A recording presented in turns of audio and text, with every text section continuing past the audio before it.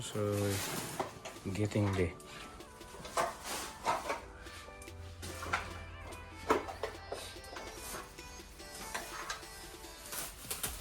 Okay, so I think that's it for today.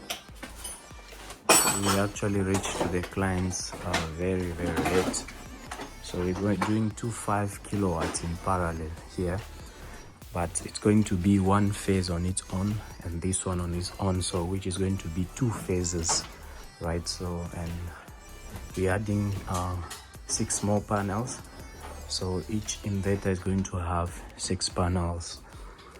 All right, so until tomorrow, peace out.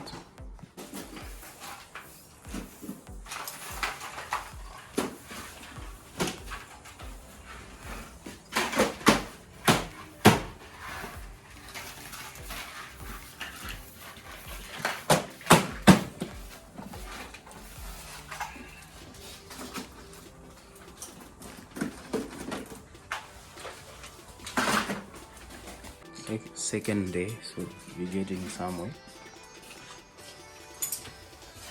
Connection done.